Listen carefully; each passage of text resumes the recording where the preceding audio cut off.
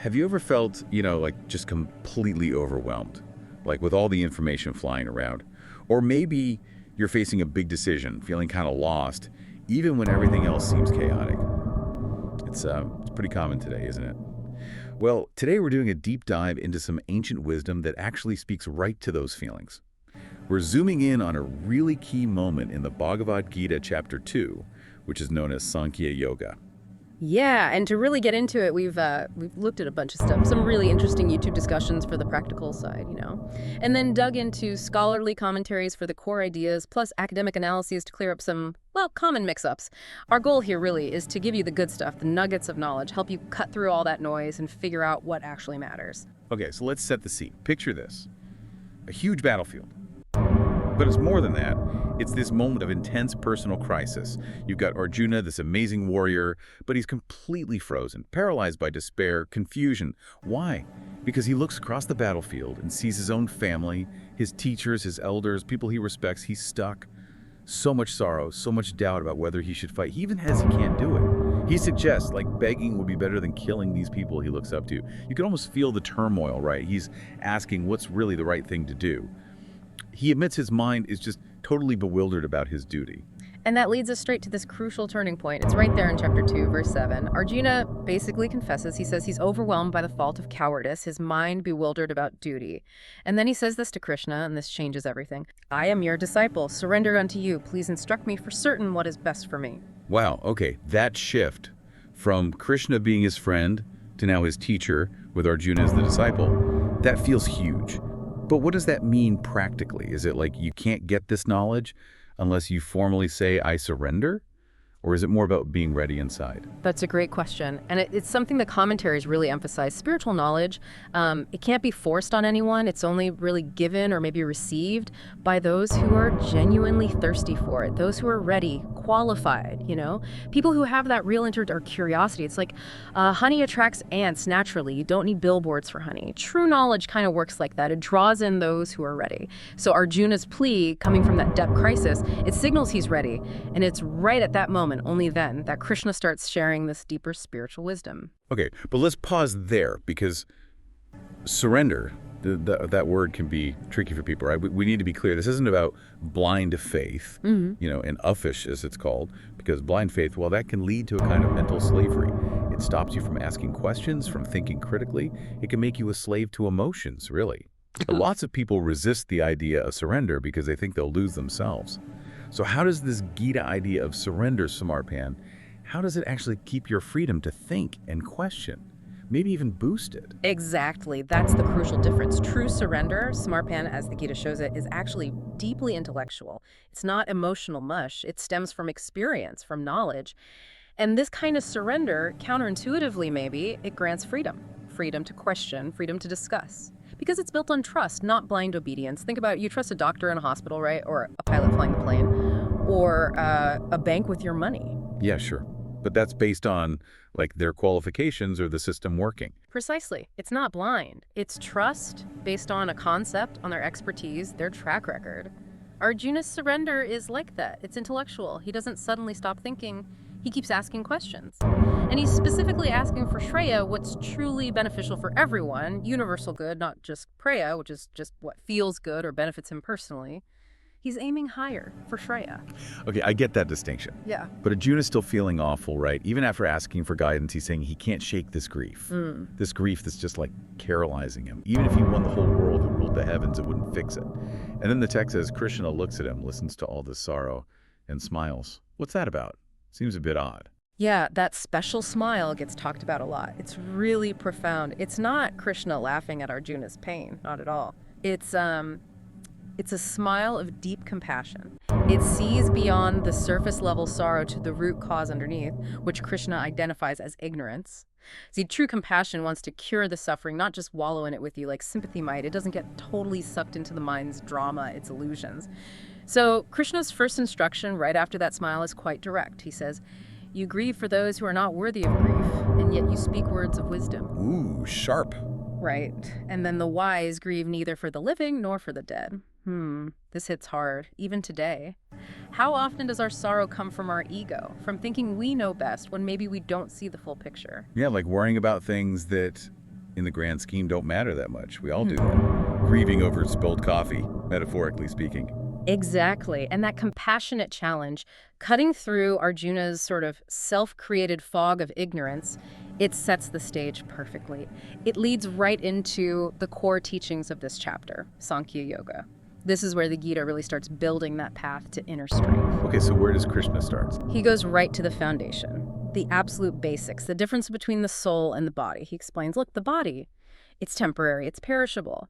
But the soul, the Atman, that's eternal, wasn't born, it doesn't die, it's constant, beyond measure. Weapons can't cut it, fire can't burn it, water can't wet it, wind can't dry it. It just moves from one body to another when the time comes, like taking off old clothes and putting on new ones. So if the soul is eternal, then there's no real reason for grief, is there? Not for the living, not for the dead. It's ignorance about who we truly are, that eternal self that's the real root of our sorrow.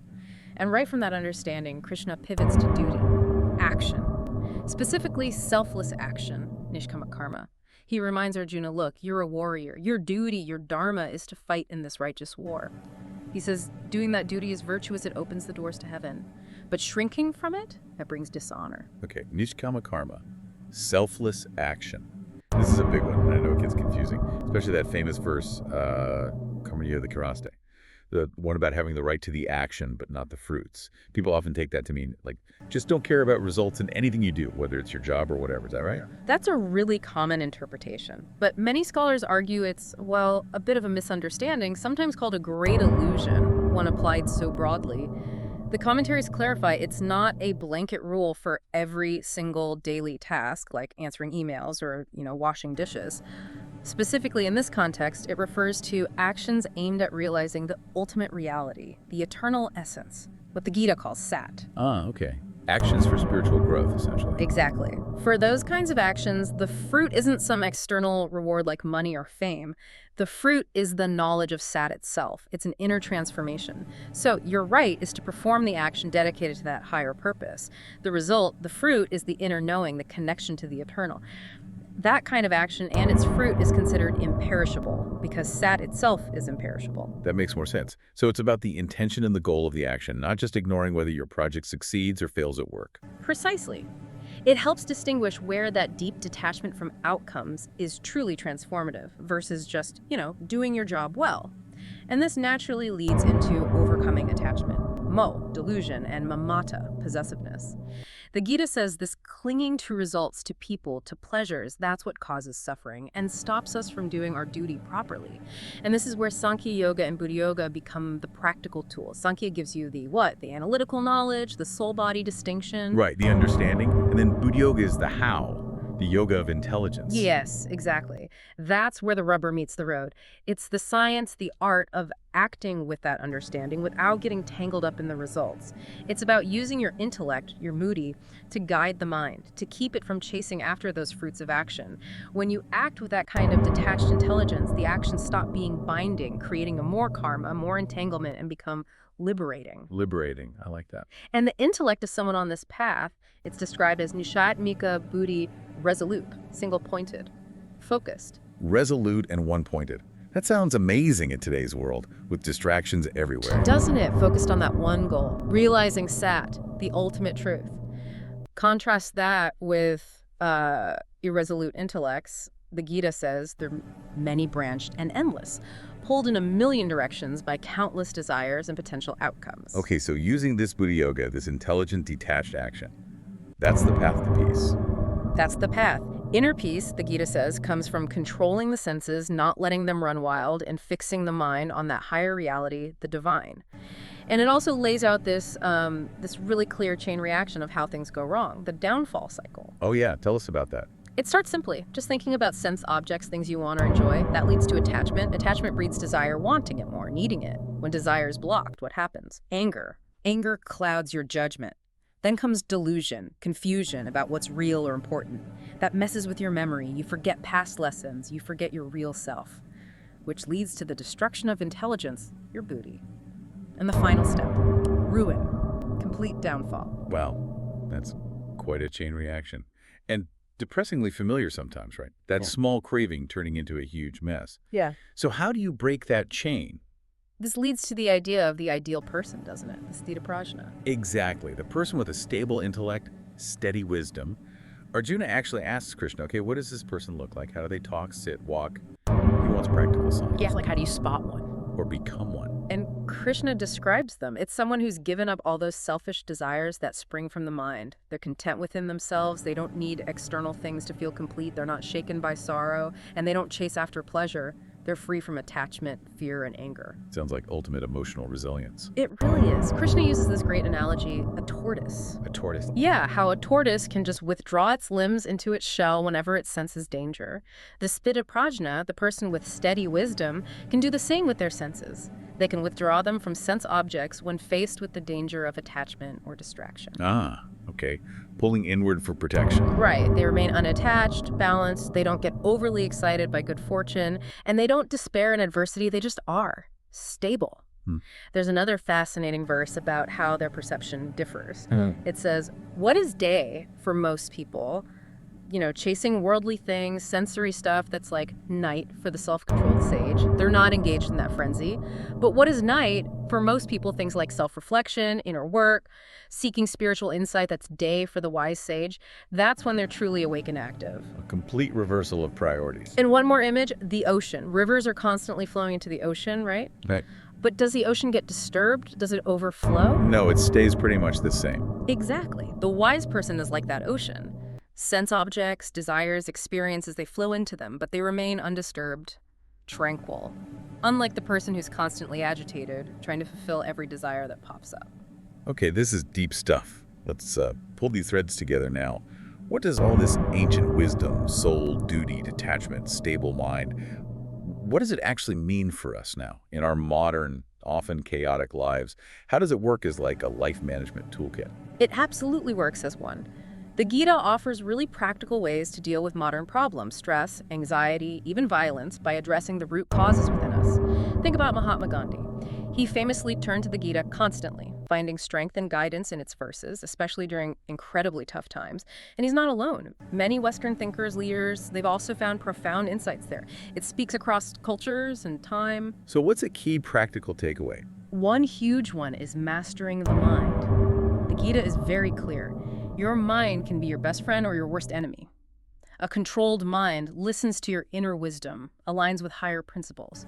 An uncontrolled mind, it just runs wild with lust, anger, greed, ego, all the stuff that causes problems. Apropos. Yeah. Recognizing that the chaos isn't always out there, sometimes it's in here, driven by that uncontrolled mind, that's powerful. It really is. Taming the mind isn't just about discipline, it's the key to unlocking real peace. Another practical point is about work. The Gita encourages doing your work with devotion, with self-satisfaction, seeing it not just as a job, a way to get paid, but as a contribution, part of a larger mission or purpose. Remember that analogy of the 3 stonecutters? Vaguely. Refresh my memory. Okay, so you ask 3 people working on a site what they're doing. The first one says, I'm breaking stones, miserable. The second says, I'm earning a living, just doing the job.